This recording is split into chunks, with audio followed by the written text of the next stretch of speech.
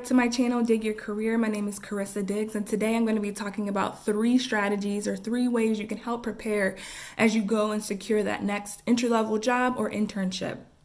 Now, as you all know, we're coming to the end of the summer. The fall recruitment season is coming to a beginning. It's going to be starting soon. And so I'm just going to give some tips for you to use. Some of this you may already know, but I'm going to probably give a little bit of a viewpoint, having been at my current company for just over 6 years. So here we go. Number 1, if you haven't already done so, review and update your resume now.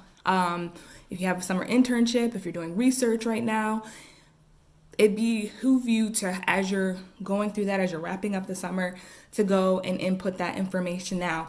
Even go and get it reviewed by someone, either someone you know. I know people offer services. I look at resumes and things of that nature, where you can have it reviewed and tweaked and things of that nature, so that you're ready. Make sure that it can tell a story. So this year, this fall recruitment season is going to be different, right? We're in a virtual setting. So half the time you're not going to have that face-to-face interaction. So a lot of times all people can go by, especially this season, is your resume. And so you want to make sure that you're clear, concise, getting your message across, that you have the information in there appropriately.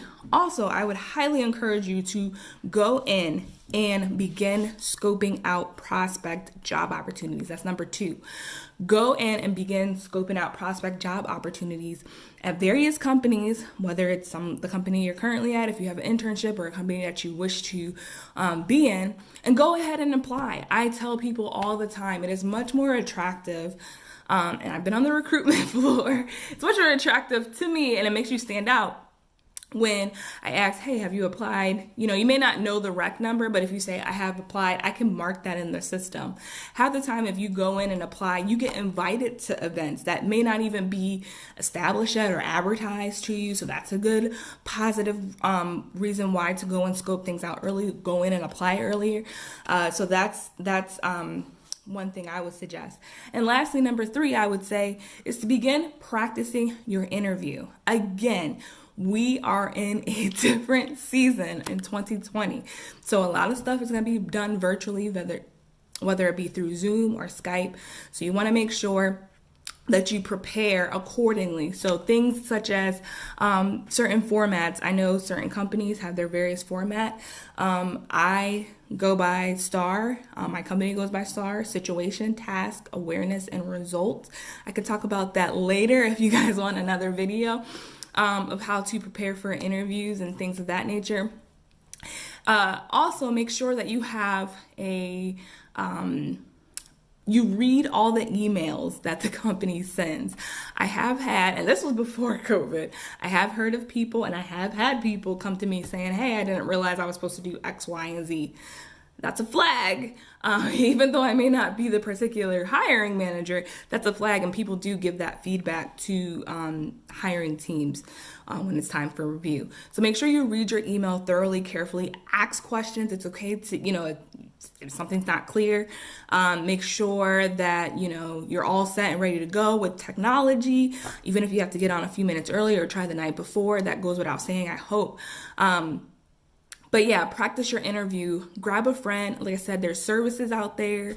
Dig Your Career. You can reach out to me. I'd be more than willing to help and practice with you, just to help and prepare. If you're in the engineering field, particularly, that's my background. So a lot of questions that I get normally is, hey, either I haven't had a lot of internship experience. We should just address that in another video, but that's okay. If you have relevant schoolwork experience, break that down. That shows that you match those certain skills, okay? So that's what we want to make sure that you do.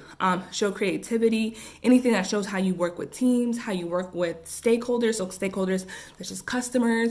In this case, it could be your teacher, working with other teammates, things of that nature. Or if your school has partnered with another organization to accomplish a certain task. So there's ways that you can still show that without having a particular internship. But the goal is we want internships. Again, another video.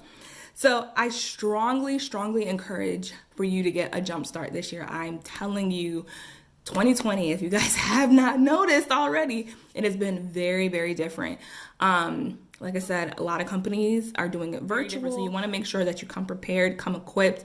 When you're interacting with people, make sure you get their contact information, make sure you stay in touch. That goes a long way.